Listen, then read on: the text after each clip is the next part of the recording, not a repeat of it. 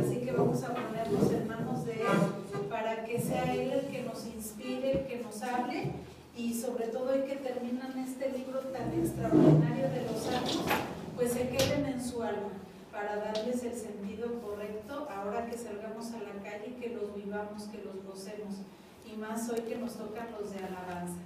En el nombre del Padre, del Hijo, del Espíritu Santo. Amén.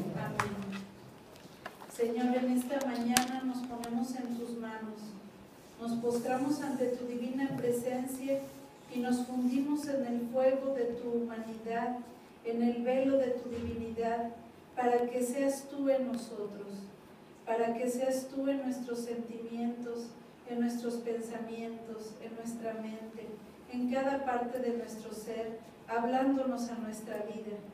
Todavía falta mucho que venzas en nosotros, Señor. Hoy, a través de estos salmos, ayúdanos a descubrir qué parte todavía puedes quemar en nosotros para que reine tu divina voluntad. Quédate, Señor, en nosotros, y nosotros, fundidos en ti, te adoramos, te alabamos, te bendecimos y nos quedamos contigo, siendo una sola cosa en tu querer. Madre Santísima, Reina del cielo y de la tierra, cúbrenos con tu manto para permanecer unidos a Jesús.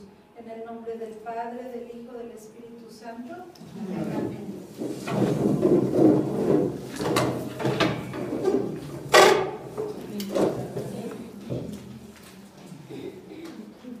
Vamos a abrir su Biblia en el libro de los Salmos.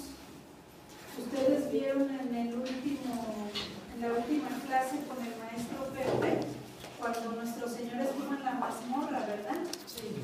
Entonces ahora vamos a ver unos salmos que son extraordinarios, que es lo más maravilloso que puede existir, porque cuando nosotros nos sentimos tristes, nos sentimos abatidos, cuando tenemos algún problema, a veces el Señor nos sorprende con su gracia. Entonces es muy importante saber cómo hablarle a Dios. A veces no cabemos del gusto, no cabemos de la felicidad y no sabemos qué hacer para darle gracias a Dios. En estos salmos que vamos a ver hoy, vamos a descubrir en qué consiste la alabanza. Y bueno, en primer lugar, el Catecismo de la Iglesia Católica, en el número 2639, nos dice: la alabanza es la forma de orar en la que reconocemos más directamente que Dios es Dios. Fíjense, es la forma más perfecta de hacer oración. Esta forma de orar incluye a cualquier forma de oración. Ustedes vieron que el libro de los Salmos pues es un cántico de oración, son cánticos de adoración, de alabanza, de súplica. Pero en esta alabanza, incluso nosotros hemos escuchado aquel dicho que dice: el que canta o el que alaba ora 3 veces, ¿verdad? Entonces en la alabanza, en estos cánticos de adoración a Dios, vamos a descubrir por qué es como orar 3 veces, por qué es como la esencia de la oración. Y también dice el Catecismo: le da gloria no por lo que Dios hace, sino por lo que Dios es. Es decir, cuando nosotros alabamos a Dios, es como ir a su misma esencia, es como ir a la propia naturaleza de Dios para engrandecerlo, para exaltarlo. Y bueno, también nos dice el Catecismo: el Espíritu se une a nuestro espíritu para dar testimonio de Él. Y bueno, cuando nosotros leemos las revelaciones a los santos, la doctrina de la Iglesia, a veces escuchamos que dicen que el primer deber del hombre, de nosotros como criatura, es alabar a Dios. Ese es el primer deber del hombre. ¿Y por qué es el primer deber del hombre? Porque es cuando le damos a Dios la correspondencia de amor que Él necesita, que Él le llena todo su corazón de su amor. Y bueno, para poder entender estos conceptos, vamos a ir primero al Salmo 51.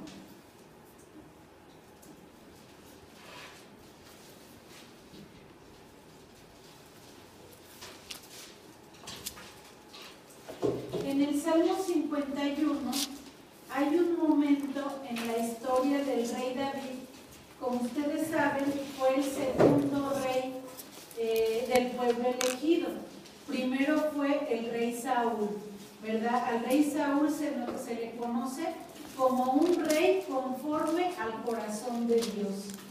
Y después, cuando el rey Saúl estaba terminando su reinado, lleno de pecado, lleno de oscuridad, lleno de penumbra, él ya no sabía cómo continuar su vida. Él ya no sabía cómo hacer que la prosperidad reinara. Él ya no sabía cómo ayudar a sus súbditos porque él estaba enceguecido. Él estaba sumido en sí mismo, en su egoísmo, en su miseria. Entonces, cuando él se encontraba en esta situación, ya había pasado la derrota de David contra Goliat. ¿Se acuerdan que David fue el único que dijo, yo voy a vencer a Goliat? Todos los guerreros preparados, fuertes, llenos de corazas, de escudos, de armas, ninguno de ellos se atrevía a enfrentar a Goliat. ¿Por qué? Porque se sentían amenazados por su tamaño, amenazados tan solo por la visión que representaba ante ellos. Ellos se sentían como hormigas al ver la grandeza de Goliat. Y sin embargo David, siendo un joven menudito, pequeño, de estatura muy chiquita y además que no estaba preparado como guerrero, él en su casa se encargaba de ser el pastor. Él, mientras sus hermanos se preparaban como guerreros, mientras sus hermanos estaban grandes de estatura, tenían una presencia también fuerte, imponente, David no la tenía. Tan es así que cuando el profeta llega a su casa a ungir al que iba a ser el rey de Israel, pues en el menos que se le ocurrió pensar al profeta fue en el rey David, porque llegó y vio a su hermano mayor con aquella presencia, con aquel tamaño como guerrero, grande, fuerte. El profeta pensó, seguramente es este el que Dios quiere de rey, porque tenía la presencia de un rey. Sin embargo, Dios no se fija en la presencia que por fuera tengamos. Dios se fija en la grandeza del corazón, en lo grande, en lo enorme que la persona esté dispuesta a abandonarse, incluso a humillarse. Dicen que para nosotros conocer y profundizar en la palabra de Dios, lo primero que tenemos que tener es esa humildad de corazón, es estar dispuestos a abandonarnos, a dejar todo nuestro conocimiento que aprendimos de nuestra familia, que aprendimos de nuestra vida, que aprendimos en la escuela, todo eso dejarlo a un lado, humillar todo ese conocimiento para poder descubrir a Dios. Y así era el corazón de David. El corazón de David no estaba preparado académicamente, no estaba preparado físicamente, ni siquiera tenía una presencia ni una fortaleza física. Sin embargo, él había experimentado a Dios en su vida. Cuando David andaba en las praderas, por las montañas, con sus ovejas, cuidándolas, llevándolas a pastar, y de repente llegaba el león rugiente a amenazarlas, a tratar de comérselas, David se sentía solo, se sentía sin fuerzas, se sentía pues que él no era suficiente para enfrentar al león. Y entonces, ¿qué hacía ante esa soledad, ante esa debilidad de sus fuerzas? Él clamaba a Dios. Él le decía, Señor, pongo esta oveja en tus manos, ayúdame, sé tú mi fuerza. Y en ese momento él aventaba con su onda aquella piedra y al primer toque de la piedra esa fiera quedaba vencida, ¿verdad? Entonces David había experimentado a Dios por sí mismo, había experimentado el poder de Dios. Por eso cuando él se enfrenta a Goliat, él no lo duda, él dice, yo soy pequeño, esta persona que voy a enfrentar es enorme, pero más grande es mi Dios, porque es más grande que las montañas, es más grande que nuestros pensamientos. es más grande que lo que podemos imaginar. Entonces David fue seguro a enfrentar a ese enorme gigante, que incluso él lo veía más grande porque ni siquiera las armaduras de los soldados le quedaban. David fue sin armadura a enfrentar a Goliat. Entonces cuando Saúl ve esa fe enorme de David, esa fortaleza, esa entereza que se atrevió a enfrentar algo desconocido que ni siquiera sabía cómo le iba a hacer, el rey Saúl se quedó impresionado de la fe de David. Entonces a partir de ese momento el rey Saúl ya no quiso separarse de David. Él le dijo: yo quiero que tú estés cerca de mí, yo quiero que tú me ayudes cuando yo no sepa qué hacer en mi reino, tú me vas a ayudar. Entonces, como el rey Saúl estaba ensimismado, lleno de orgullo, lleno de egoísmo, cuando se sentía atormentado, cuando se sentía desesperado por no saber qué hacer, mandaba hablar a David. Y entonces David, que siempre traía su cítara para alabar a Dios, empezaba a tocar su cítara. Y cuando David empezaba a cantar, a alabar a Dios, el rey Saúl entraba en una paz extraordinaria, entraba en una armonía, en una alegría, de tal manera que aunque sentía celos de David, porque la gente lo seguía, porque la gente le obedecía, porque la gente quería estar cerca de él, de todas maneras sentía la necesidad de que David estuviera cerca de él. Entonces cuando David llega al reinado a ser el rey sucesor de Saúl, pues David estaba lleno de la presencia de Dios en su vida, estaba lleno del Espíritu Santo. Sin embargo, hay un momento en el que David empieza a perderse, ¿verdad?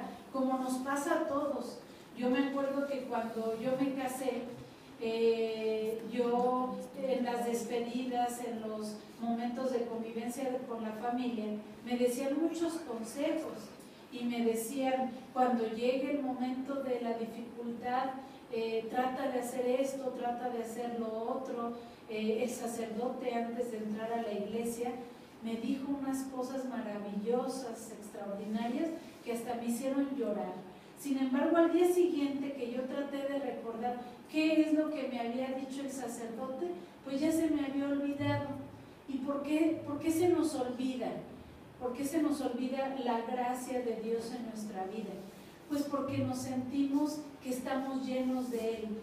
Yo en ese momento que me casé, yo sentía pues que no podía haber amor más grande entre mi esposo y yo.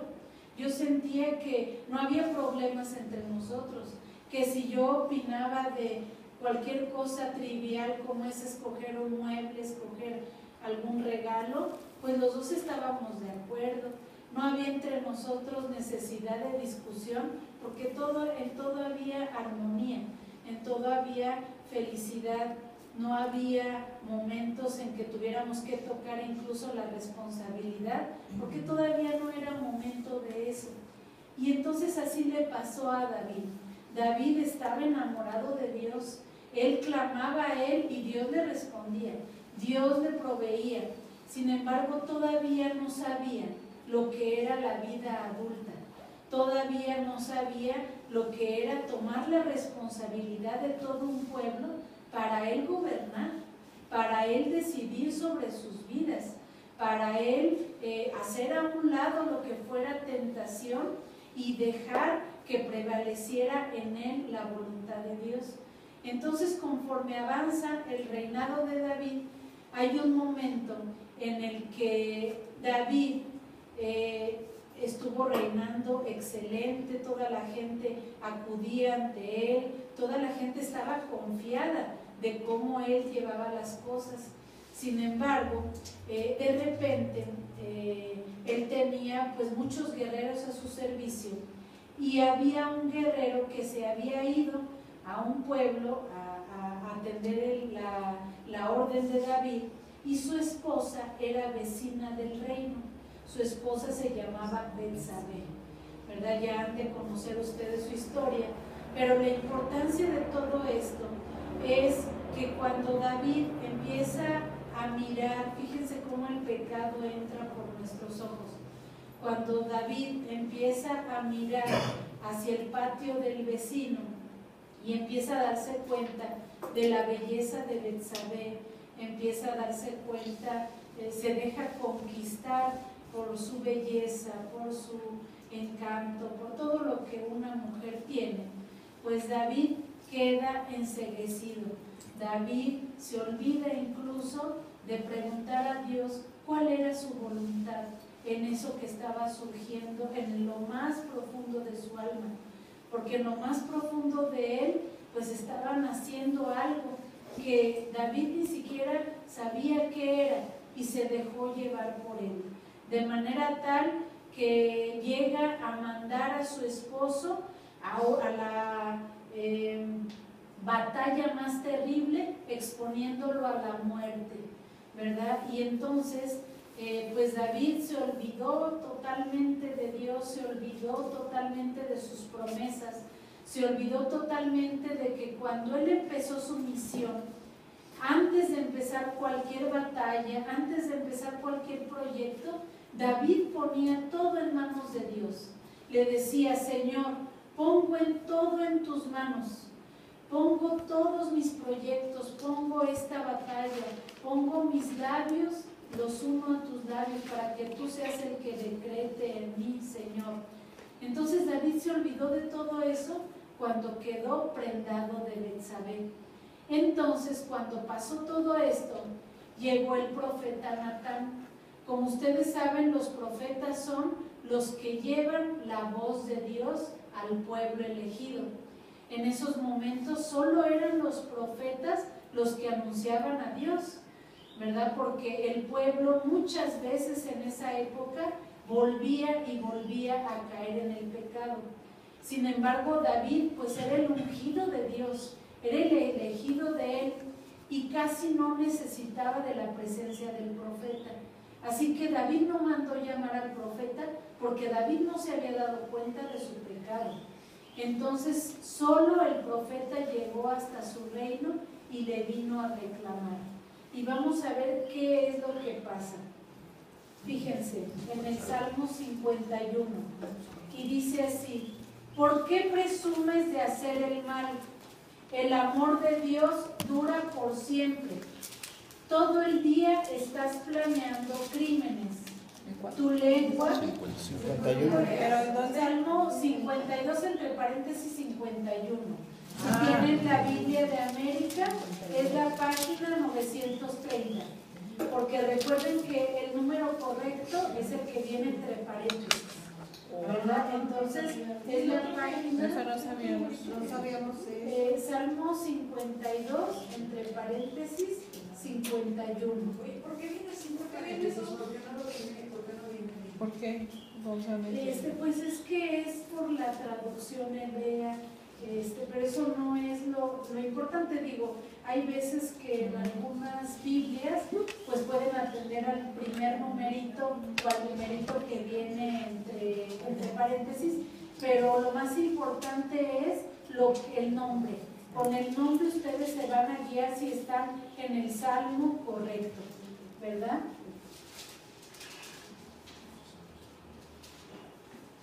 Entonces, en este salmo vamos a ver, sin ya ir tan a profundidad, vamos a ver cómo el profeta Natán le hace ver a David su pecado, le hace ver todo el error en el que había incurrido, ¿verdad? En la historia que vemos incluso en el Antiguo Testamento, vemos cómo el profeta Natán le dice: tú has caído en el pecado y ni siquiera te das cuenta de él. Tú has juzgado a todo tu pueblo de pecados espantosos y ahora tú mismo estás en el pecado. Entonces, si nos regresamos al salmo anterior, que dice Salmo 51 entre paréntesis 50, David cae en cuenta de su pecado, ¿verdad? Yo me he dado cuenta a veces en los encuentros espirituales que las personas entran con un propósito, ¿verdad? En algunos encuentros matrimoniales He escuchado el testimonio de las esposas que llegan diciendo al final del encuentro: yo llegué aquí buscando la presencia de Dios para que me cambiara a mi esposo, para que lo venciera, para que le hiciera ver sus errores y pudiéramos caminar juntos y en el camino correcto y de la mano de Dios. Sin embargo, dice aquella esposa, cuando yo llevaba solo un día de encuentro con el Señor, al siguiente día me di cuenta de que Dios me estaba haciendo ver muchas cosas en las que yo me equivocaba y en las que yo no me daba cuenta. Yo, decía esta esposa, ni siquiera me daba cuenta de todo el dolor que estaba viviendo mi esposo. Yo ni siquiera me percataba porque no tenía la visión correcta de mi pecado. Y entonces al entrar a este encuentro, Dios ha vencido como una arena todo aquello que en mí yo ya no alcanzaba a ver, ¿verdad? Entonces fíjense cómo es importante a veces acercarnos a personas que estén llenas de la presencia del Espíritu, como es el sacerdote, como son los guías espirituales, como es nuestro maestro Pedro, que también es guía espiritual, para que ellos, a través de la presencia de Dios en su palabra, en el confesionario, en la adoración al Santísimo incluso, nos hagan ver todo aquello que está mal en nuestra vida. Porque cuando nosotros vamos solos por el mundo, pues no podemos tener la visión correcta de nuestros propios pasos. Y así llega el profeta Natán a decirle todo lo que estaba mal en su vida. Y entonces David se queda postrado, se queda pasmado, se queda sorprendido de darse cuenta de que le estaba fallando a Dios. David no se había dado cuenta. David se sentía ungido, David se sentía que podía juzgar al pueblo, David se sentía en comunión con Dios. Pero en ese momento que entra en cuenta de que se había equivocado, pues él no sabe qué hacer, porque él por un lado amaba a Betsabé, se sentía atraído por él hasta lo más profundo, quería incluso casarse con ella, pero por otro lado él no quería faltar a Dios, él no quería que la providencia de Dios faltara en su reino, porque él sabía que si le faltaba esa unción del Espíritu, su reino se iba a venir abajo, porque él mismo vio cómo el reinado de Saúl empezó a destruirse, empezó a venirse abajo, ¿verdad? Entonces David en ese momento corre hasta donde estaba el templo y no sabía qué decir a Dios, pero las palabras surgen por sí solas con esa nueva luz. Empieza a hablarle, empieza a decirle a Dios: Señor, dame una oportunidad, no me abandones, que la providencia de tu Espíritu esté en mí, incluso dame un corazón nuevo, ¿verdad? Y vamos a leer este Salmo 51, entre paréntesis 50, y dice David: ten piedad de mí, oh Dios, por tu amor, por tu inmensa compasión, borra mi culpa, lava del todo mi maldad, limpia mi pecado, pues yo reconozco mi culpa, tengo siempre presente mi pecado. Contra ti solo pequé, hice lo que tú detestas, por eso eres justo cuando dictas sentencia, irreprochable cuando juzgas. Yo soy culpable desde que nací, pecador desde que me concibió mi madre, pero tú amas al de corazón sincero. En mi interior me enseñas la sabiduría. Rocíame con agua purificadora y quedaré limpio. Lávame y quedaré más blanco que la nieve. Hazme sentir el gozo y la alegría, y se alegrarán los huesos quebrantados. Aparta tu vista de mis pecados, borra todas mis culpas. Crea en mí, oh Dios, un corazón limpio. Renueva dentro de mí un corazón firme. No me arrojes de tu presencia, no me retires de mí tu Santo Espíritu. Devuélveme la alegría de tu salvación. Fortaléceme con tu espíritu generoso. Enseñaré a los malvados tus caminos. Los pecadores se convertirán a ti. Líbrame de la muerte, Dios, Salvador mío, y mi lengua anunciará tu fidelidad. Abre, Señor, mis labios, y mi boca proclamará tu alabanza. Pues no es el sacrificio lo que te complace, y si ofrezco un holocausto no lo aceptarías. El sacrificio que Dios quiere es un espíritu arrepentido, un corazón arrepentido y humillado. Tú, oh Dios, no lo desprecias. Favorece a Sión por tu bondad. Reconstruye las murallas de Jerusalén.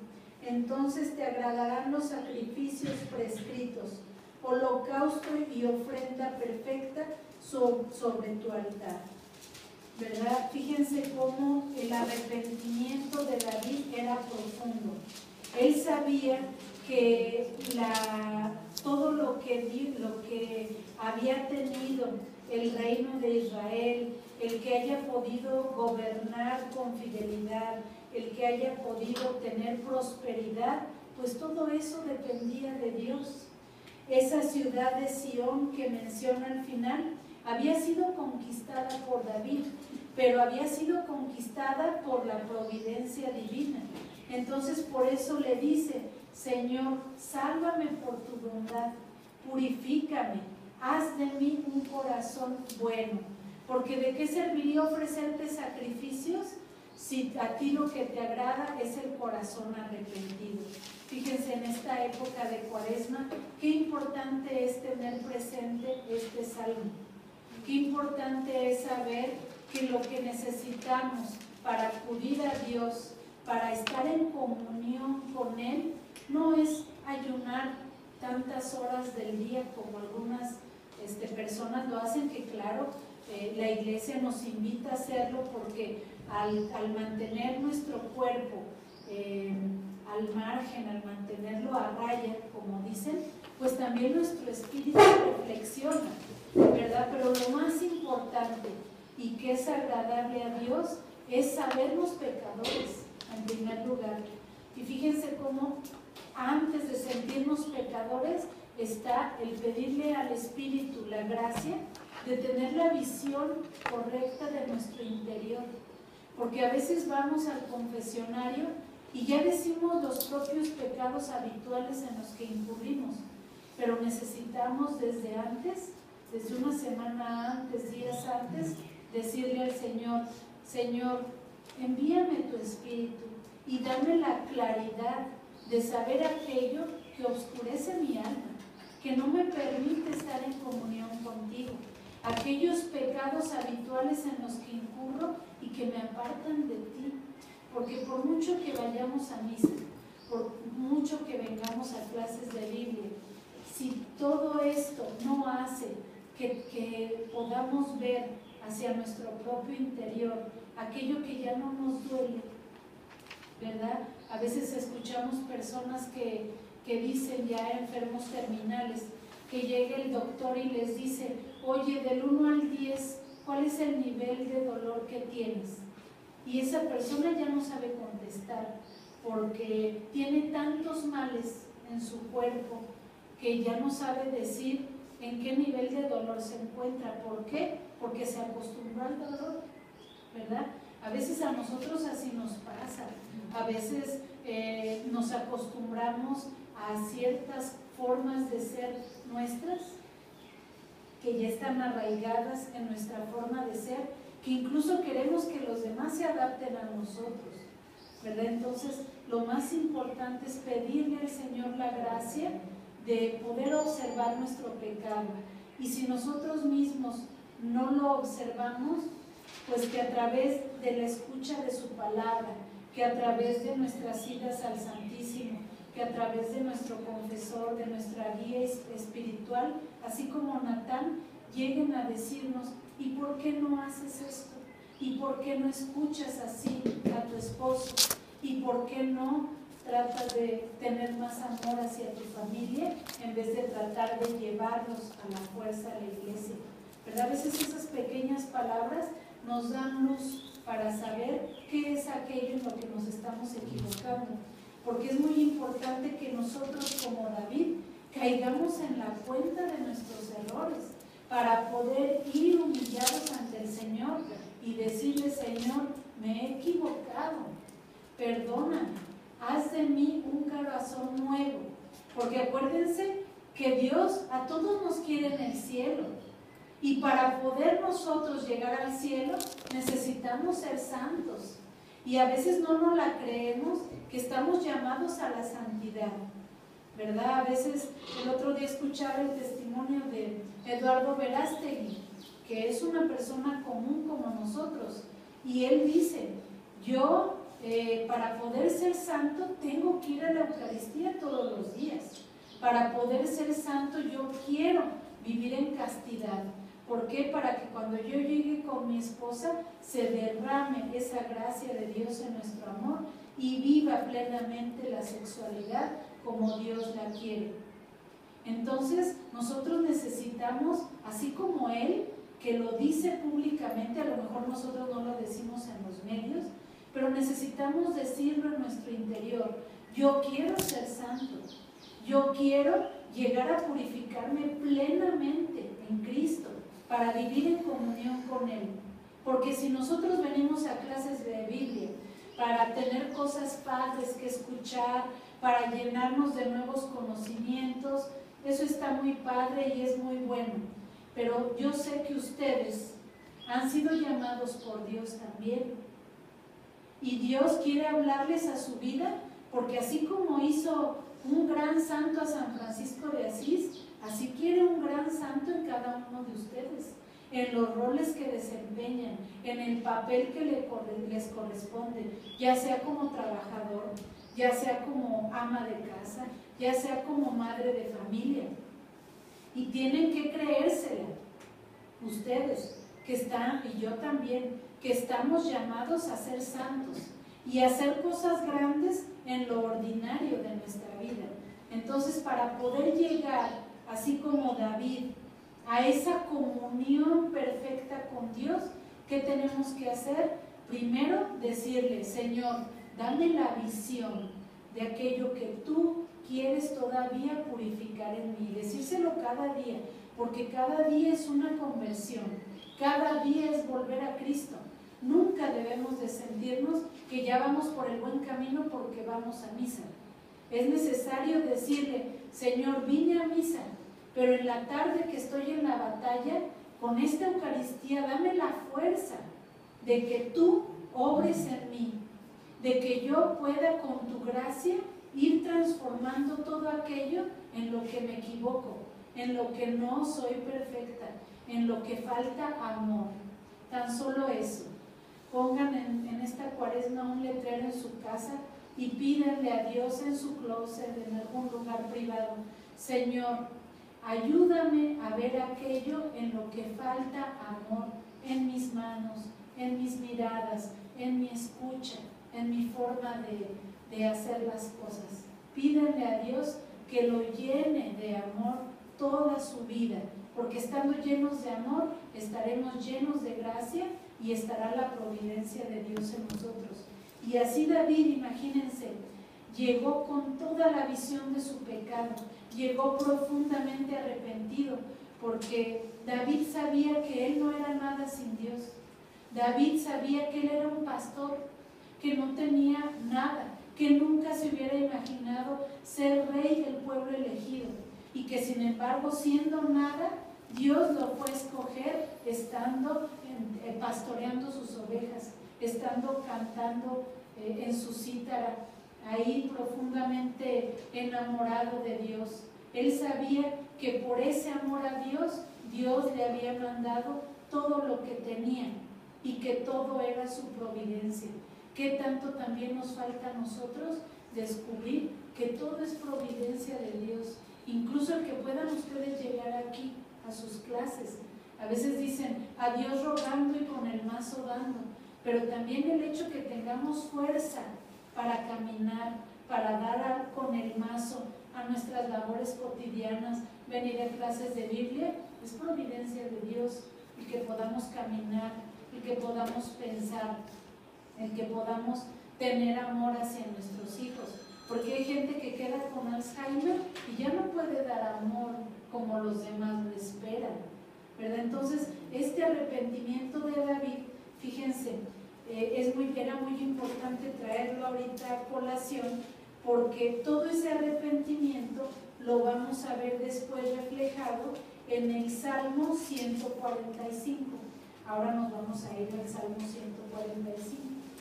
Después de todo ese dolor, de ese arrepentimiento, de ese volver a buscar a Dios, de ese pedirle, Señor, no me abandones, porque yo dependo de ti.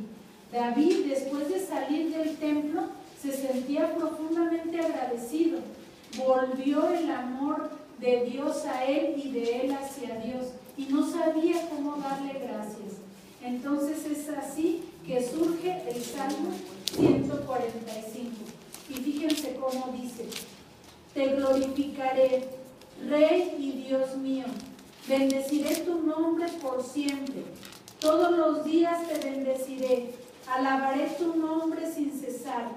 Grande es el Señor y digno de toda alabanza.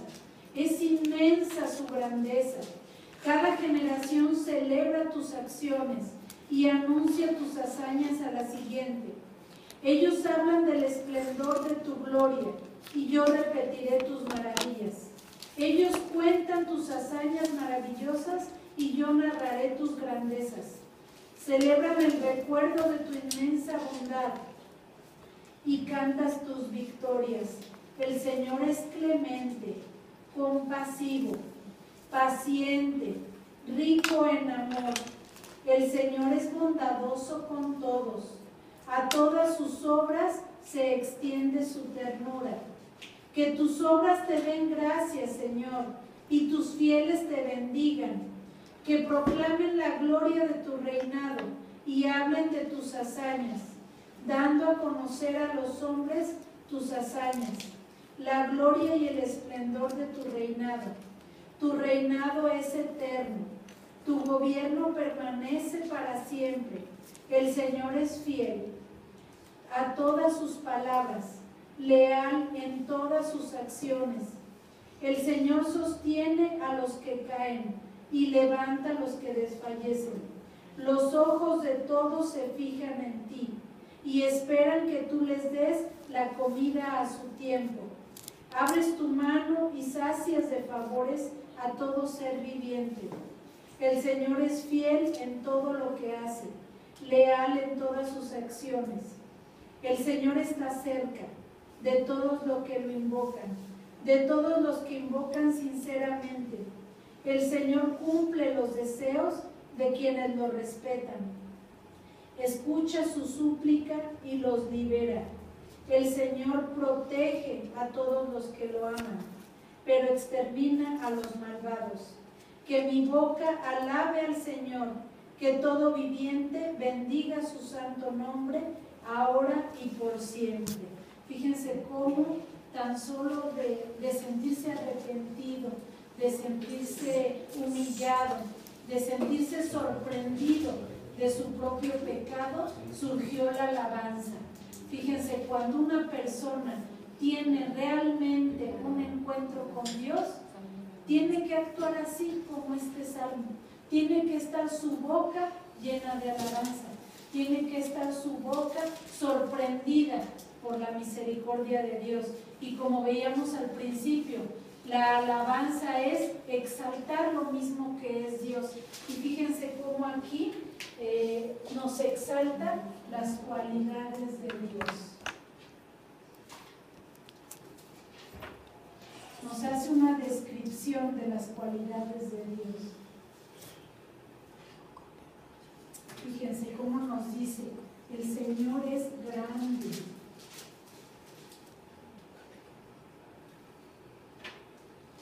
El Señor es clemente.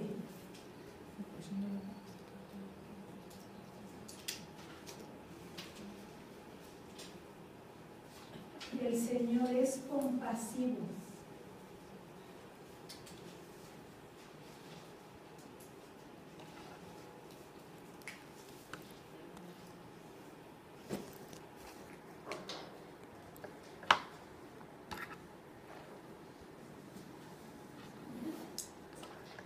Señor es rico en amor.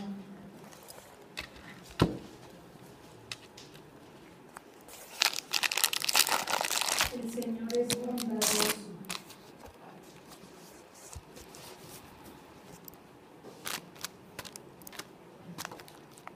El Señor es fiel.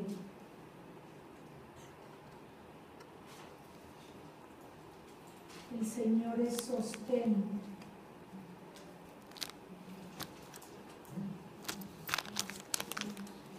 El Señor es dador hasta saciar.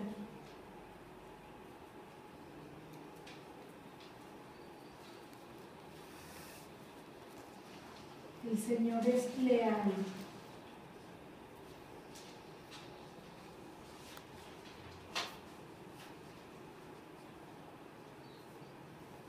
El Señor es cercano.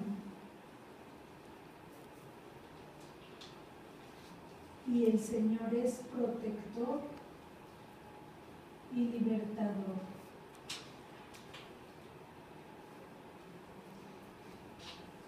Fíjense estas 12 cualidades que exalta David. Ustedes saben que hay una terminología bíblica y cuando nosotros escuchamos el número 12 en la Biblia, significa la plenitud, significa la totalidad. Entonces, estas 12 cualidades que exalta David de Dios, exaltan esa perfección, esa plenitud de la acción divina en nuestra vida. Fíjense cómo David, lo único que tuvo que hacer, y en eso también nos enseña, al sentirse enlodado del pecado, al sentirse en la oscuridad, al sentirse hundido, al sentirse solo, lo único que tuvo que hacer es acudir a la misericordia de Dios. Y cuando acudió a Él, cuando se humilló, cuando le confesó a Dios todo lo que se había equivocado, todo lo que se había olvidado de Él, la misericordia de Dios fue experimentada por David. Entonces es cuando Él lo alaba, cuando Él lo exalta. Es más, dice, yo hablaré de tus maravillas, narraré tus grandezas. Es decir, David se vuelve un testigo de la misericordia de Dios a través de este salmo.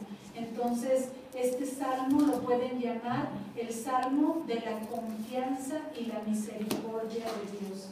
Así podemos llamar a este salmo. Y fíjense cómo al final dice, el Señor cumple los deseos de quienes lo respetan. Aquí al final David exalta cómo debemos estar adheridos a Dios para poder gozar de todas sus promesas, ¿verdad? David sabía que se había separado de Él, pero sin embargo Él quiere volver a entrar en comunión con Dios. A veces pregunta la gente,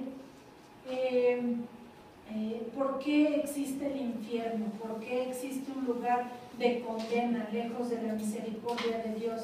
Pues porque esas personas durante su vida quisieron vivir alejadas de Dios, quisieron vivir fuera de su voluntad, quisieron estar fuera de su amor.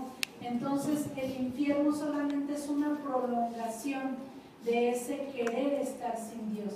Es decir, se quedan sin misericordia por su propia voluntad, no por voluntad de Dios. Entonces Dios les permite también permanecer fuera de Él en la eternidad. Entonces San Agustín siempre hablaba de que cuando una persona es humilde, cuando una persona busca a Dios, siempre va a gozar de la misericordia de Él, porque es nuestra soberbia, es nuestra autosuficiencia el que nos hace estar fuera de su misericordia. Y bueno, este salmo es algo extraordinario, es algo que nos hace sentir amados por Dios, que nos hace sentir maravillados por Él y nos hace saber que cuando nosotros queramos que alguien cercano a nosotros viva esta misericordia, pues lo que debemos de pedir es que sea tocado en lo más profundo de su alma, ¿verdad? Para que alguien pueda volver al camino, A veces no son suficientes las palabras, a veces no son suficientes el jaloneo para volverlo al camino de Dios. Es más, esas actitudes lejos de acercar a Dios lo alejan, ¿verdad? Aquí vemos que David fue tocado en lo más profundo por las palabras de Natán, ¿verdad? Aquí fue algo especial el que haya querido ser tocado por las palabras de Natán. Entonces nosotros debemos pedir a Dios siempre que todas las personas de nuestra familia, de nuestra vida, que nosotros queramos que se acerquen a Dios, debemos decirle: Señor, toca a esa persona, tócala a través de las palabras de otro, tócala a través de las circunstancias que pasen en su vida, tócala incluso en lo más profundo del pecado. Ahí donde se encuentre, en lo más profundo de la oscuridad, tócala, Señor. Y dame a mí la paciencia de que, aunque no sean mis palabras, yo confíe en que tú lo vas a tocar de alguna manera en su vida, porque el encuentro con Cristo es el que nos hace volver al camino, es el que nos hace sentirnos amados, es el que nos hace alabarlo, exaltarlo y ser testigos ahora sí de su amor y misericordia. Y bueno, ahora pasamos al siguiente salmo, que es el Salmo 146, entre paréntesis 145. Este salmo exalta la fragilidad del hombre. Fíjense cómo para poder alabar a Dios debemos estar conscientes de nuestra fragilidad, debemos estar conscientes de que nuestro apoyo está en el Señor. Y fíjense cómo empieza: alaba, alma mía, al Señor, alabaré al Señor mientras viva, cantaré para mi Dios mientras exista. No pongan su confianza en los poderosos, en seres humanos que no pueden salvar, expiran y vuelven a ser polvo. En ese instante terminan sus proyectos. Dichoso el que se apoya en el Dios de Jacob y pone su esperanza en el Señor su Dios, que hizo los cielos y la tierra, el mar y cuanto contiene, el Dios que mantiene por siempre su fidelidad. Él hace justicia a los oprimidos, da pan a los hambrientos. El Señor da la libertad a los cautivos. El Señor abre los ojos a los ciegos, levanta a los humillados, ama a los justos, protege a los extranjeros y sostiene a la viuda y al huérfano. Confunde, en cambio, el camino de los malvados. El Señor reina por siempre, tu Dios, Sión, por todas las generaciones. Fíjense, aquí pues es algo maravilloso, porque pues David ya se encontraba contrito, se encontraba humillado, pero después de eso se levantó, como vimos en el salmo anterior, para alabar a Dios. Y ahora en este salmo nos dice que después de levantarse de su obscuridad, después de exaltar y alabar a Dios, Él quiere hacerse uno con Él. Y aquí nos enseña el camino. Fíjense, en el libro de Eclesiástico, capítulo 12, versículos del 1 al 7, la palabra de Dios nos enseña que el hombre es una casa que se derrumba, ¿verdad? El hombre sin Dios es una casa que está hecha de arena, que se derrumba. Después, en el libro de Job, capítulo 8, versículo 14, también equipara al hombre como la tela que desgarra el viento. ¿Cuál fue? Job, capítulo 8, versículo 14.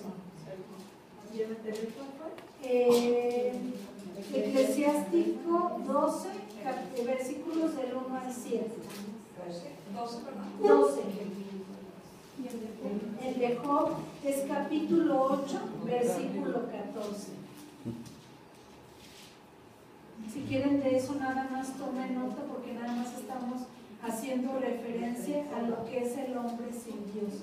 No los vamos a leer completos, pero bueno, aquí vemos cómo es una casa que se derrumba, una tela que desgarra el viento, dice Job en su capítulo 8, versículo 14, y también en el Salmo 89, versículo 5, dice, es una hierba verde en la mañana que se seca durante la noche. Salmo, Salmo 89, versículo 5.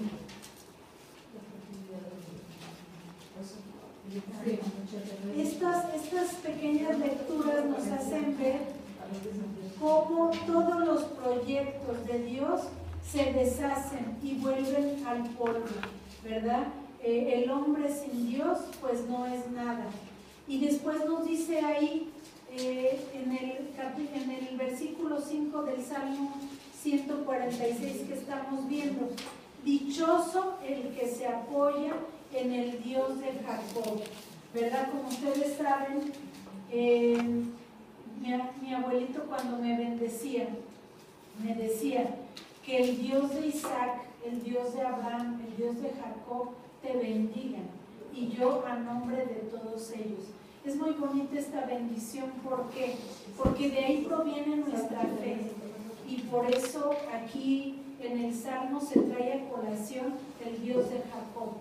Cuando ya ven que ustedes ya habrán visto un poquito de la historia de nuestra salvación, ya ven que Abraham es el padre de nuestra fe, ¿verdad? Cuando Dios le hace a Abraham la promesa de que le dará descendencia como las estrellas del cielo, pues su esposa era estéril, nadie del pueblo creía en Dios, y sin embargo Abraham le cree a Dios, y a pesar de que pasan muchos años, muchos, y él ya era un anciano, para que Dios le cumpla la promesa, todavía Abraham tiene que esperar muchos años, y sin embargo Abraham permanece firme en su fe, ¿verdad? Después de Abraham, y además Dios le cumple su promesa con su hijo Isaac, y el hijo de Isaac es Jacob, ¿verdad?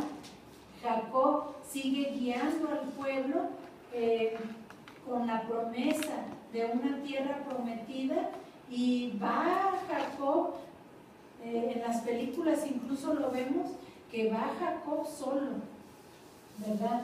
Va guiando a todo su pueblo, a veces con carencias, a veces en soledad, a veces sin agua, y sin embargo él los va evangelizando, los va fortaleciendo en su fe, los va llenando de otra vez de esa dulzura que dan las promesas de Dios, para que ellos quieran seguir perseverantes hasta la tierra prometida. Entonces, cuando alguien habla del Dios de Abraham, del Dios de Jacob, es como decir, aquel Dios que permanece aún en las soledades de nuestra fe. Es aquel Dios que a veces sentimos nosotros en nuestras familias, y a veces también vamos solos, ¿no les pasa? En la prueba, en la enfermedad, en la duda. A veces nosotros tenemos que permanecer firmes, y a veces sentimos que vamos como Jacob, solos y sin agua, y sin que nadie a nuestro alrededor crea, y a veces la gente, incluso la más cercana, piensa que estamos locos, que ¿cómo vamos a creer si las circunstancias están adversas? ¿Cómo vamos a querer rescatar, por ejemplo, un matrimonio, querer rescatar un hijo que por ahí esté perdido? ¿Cómo vamos a creer si humanamente parece que todo está perdido? Pues así es el Dios de Jacob. Cuando escuchemos esta expresión, es aquel Dios del desierto, aquel Dios de la soledad. Entonces, por eso aquí dice el Salmo, dichoso aquel que cree en el Dios de Jacob y pone su esperanza en él, el que hizo los cielos y la tierra. Siempre, en cualquier alabanza que encontramos en estos últimos salmos, siempre vamos a ver que el salmista nos vuelve al origen. Es decir, si Dios pudo hacer el cielo y la tierra, ¿qué no puede hacer de nosotros? ¿Verdad? Nosotros somos su nueva creación. Y si Dios quiso hacer los cielos y la tierra, ¿qué ¿qué no querrá hacer de tu alma? ¿Qué no querrá hacer de tu familia? Dice el Apocalipsis que Dios quiere hacer de nosotros cielos nuevos y tierras nuevas, ¿verdad? ¿Y qué es necesario para que haga de nosotros cielos nuevos y tierras nuevas? Pues únicamente confiar en Él, abandonarse en Él. Y fíjense cómo aquí al final nos da el secreto. El Señor abre los ojos a los ciegos, levanta a los humillados, ama a los justos, protege a los extranjeros y sostiene a la viuda y al huérfano, ¿verdad? En los capítulos del Evangelio escuchamos que el Señor a veces dice, ¿cómo quieren ustedes estar unidos a mí? Y el Señor mismo contesta, cuando yo tenga hambre y me des de beber, estarás unido a mí. Cuando yo esté abandonado en la cárcel y vayas a visitarme, estarás unido a mí, ¿verdad? Aquí, en este salmo, nos hace ver como el culmen después de la alabanza. Para nosotros permanecer unidos a Cristo, permanecer unidos a Dios, tenemos que hacernos uno con Él. Él que es providencia para el que tiene hambre, Él que es ayuda para el que está hambriento, Él que es protege a los extranjeros y sostiene a la viuda. Si tú te haces uno con Dios, sosteniendo al que te necesita, a veces ni siquiera tenemos que ir a un asilo o ir a un orfanato para poder ser misericordiosos. A veces en nuestras propias familias vemos un hijo adolescente que está como un volcán en erupción. Ese jovencito no se entiende a sí mismo. Ese jovencito es normal que esté en esa ebullición de sentimientos. Él a veces no es que quiera ser grosero, no es que quiera ser rebelde. Es su propio ser, sus propias hormonas y que le están haciendo ser así. Entonces, nosotros para ser misericordiosos, ¿qué tenemos que hacer? Pues acercarnos sin tratar de entenderlo, simplemente amarlo. Aquella persona que se encuentra sola, a veces en el pecado, hay personas que caen en la enfermedad por su propia voluntad. Yo conozco a una señora que está en un asilo de ancianos con perfecta salud. Tiene la capacidad para caminar, para moverse, para hacer todo. Sin embargo, por propio capricho, cayó en esa situación. ¿Por qué? Porque ella quería que su hija, que ahora tiene un hijo, que estaba recién nacido, ella quería que su hija pues siguiera yendo a verla todos los días, siguiera llevándole la comida cuando su hija apenas estaba pues amamantando, estaba aprendiendo a ser madre, cuidando a su hijo, recuperándose ella, y pues la mamá no comprendía. Fíjense cómo a veces nuestro egoísmo nos lleva a un encerramiento de nosotros mismos. Sin embargo, nosotros también tenemos que ser misericordiosos con el pecador, con esa persona que está en el asilo por su propia voluntad, por su propio egoísmo. Tenemos que ir, a lo mejor el primer día acompañarle, a lo mejor el segundo día ya nos acepta un vaso de agua, a lo mejor el tercer día ya va a querer que le leas algo, y a lo mejor ya al mes que vayas ya va a aceptar que le leas algo de Dios, y ahí Dios va a entrar a su corazón y la va a volver al camino. Entonces fíjense cómo por eso los salmos de alabanza nos llevan a un encuentro con nosotros mismos, porque cuando nosotros comenzamos a alabar a Dios, comenzamos a decirle todo lo que Él es en todas estas cualidades y experimentamos, igual que David, la gracia de su misericordia, nosotros nos volvemos testigos. ¿Y qué pasa después de volvernos testigos? Nos volvemos uno con Cristo y lo dejamos a Él ser Dios en nosotros, ahí donde nos encontremos. Entonces, ustedes sigan leyendo estos últimos salmos hasta el 150, que son salmos de alabanza, y aprendan a alabar a Dios y enseñen a alabar a Dios con su familia, porque alabar a Dios pues es algo extraordinario que los va a llevar a encontrar su propia esencia, encontrar un nuevo camino, a sentirse alegres por todo lo que Dios quiere derramar para nosotros. Así que estos salmos de alabanza pues son un regalo en esta época de Cuaresma para que los reflexionemos, los meditemos, los contemplemos y ahí descubriremos que el mismo Dios pues nos va hablando a nuestra vida, ¿verdad? Aquí terminamos con nuestra clase de hoy. Me dijo el maestro Pepe que algunos iban a ir a la cena de Pascua y quedaron por ahí unos boletitos pendientes, así que yo les voy a recibir eso pendiente y también traigo algunos boletos para los que quieran. Me dijo que la próxima clase es el sábado en el Testamento Espiritual de Jesús. Traten de ir, vayan en familia porque es muy importante. A veces nuestros pequeños ven una imagen, escuchan algo de la palabra de Dios y a lo mejor de momento no la entienden, pero llegará el momento que lo necesitarán. Llegará el momento que se sentirán solos, que crecerán, que serán adolescentes o que en la edad adulta necesitarán algo que les haga sentir un refugio. Y si nosotros los llevamos a un encuentro con la pasión de Cristo, que es el mayor tesoro que tenemos nosotros como creyentes, pues entonces los llevaremos a la fuente de la sanación, a la fuente del amor, a la fuente de la verdadera libertad. Así que si pueden, vayan en familia. Los que quieran hoy boletos, los que no, el sábado ahí todavía, nada más traten de llegar temprano para que todavía alcancen. Ajá. Así que vamos a hacer una oración. La clase es el sábado.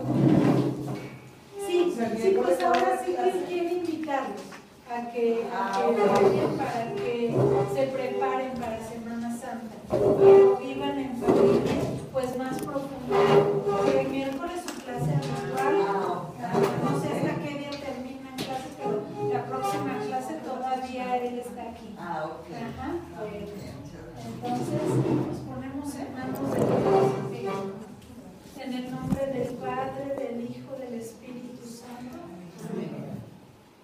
Qué grande eres, Señor, porque con tu propia esencia nos vuelves a ti, porque al descubrirte en nuestra vida, al descubrirte en nuestros corazones, también nos enseñas aquello que falta en nuestra vida, descubrir, aquello que en nuestra vida todavía nos falta unirnos contigo.